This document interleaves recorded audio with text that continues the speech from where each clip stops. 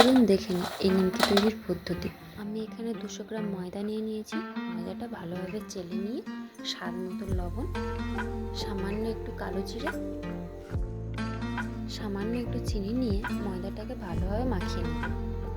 ভালোভাবে ময়দাটা মাখানো হয়ে গেলে 1 চা চামচ ঘি, 2 চা চামচ রিফাইন অয়েল, আমি এখানে ময়দার পরিমাণ অনুযায়ী রিফাইন অয়েল ও ঘি ব্যবহার করেছি। আপনাদের ময়দার পরিমাণ অনুযায়ী এখানে ঘি ও রিফাইন অয়েল ব্যবহার করবেন। 5 থেকে 10 মিনিট পর্যন্ত ময়দাটা ভালোভাবে মাখিয়ে নিতে হবে। ঠিক এমনভাবেই মাখাতে হবে।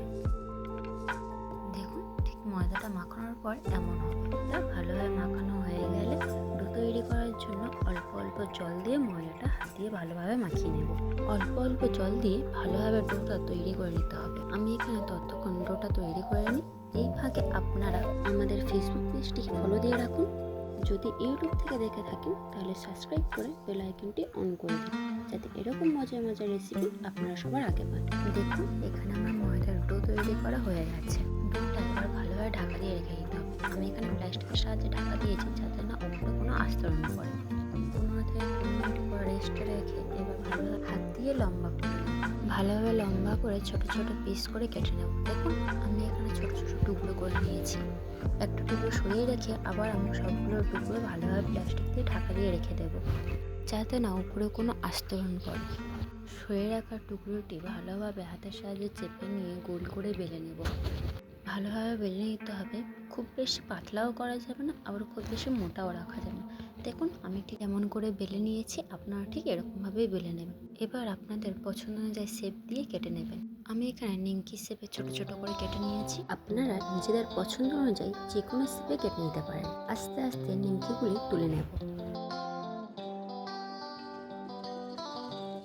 আমি এখানে আরেকটি টুকরো নিয়ে ভালোভাবে গোল করে বেলে নিয়েছি। এই নিমকিগুলো আমি একটু অন্যরকম শেপেই তৈরি করব, যেমন ঠিক পাপড়ি রুটি হয় সেরকমভাবেই তৈরি করব। আপনারা চাইলে এরকমভাবেও করতে পারেন।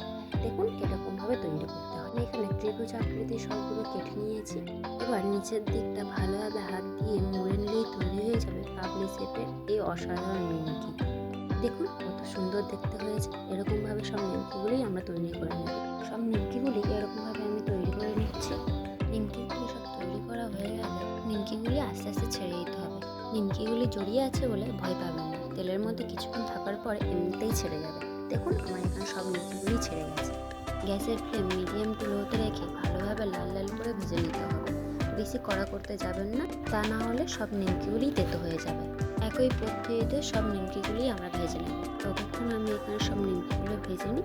এই ফাঁকে আপনারা আমাদের ফেসবুক পেজটিকে ফলো দিয়ে রাখুন। যদি ইউটিউব থেকে দেখে থাকেন তাহলে সাবস্ক্রাইব করে বেল আইকনটি অন করে রাখুন, যাতে এরকম মজার মজার রেসিপি আপনারা সবাই আগে পান। দেখুন, আমার সব নিমকিগুলি সুন্দরভাবে ভাজা হয়ে গেছে। ভালোভাবে তেল ছড়িয়ে তুলে নিলেই তৈরি হয়ে যাবে এই অসাধারণ নিমকি। দেখুন, কত সুন্দর তৈরি হয়ে গেছে। ভিডিওটি ভালো লেগে থাকলে লাইক, কমেন্ট, শেয়ার করতেও ভুলবেন না।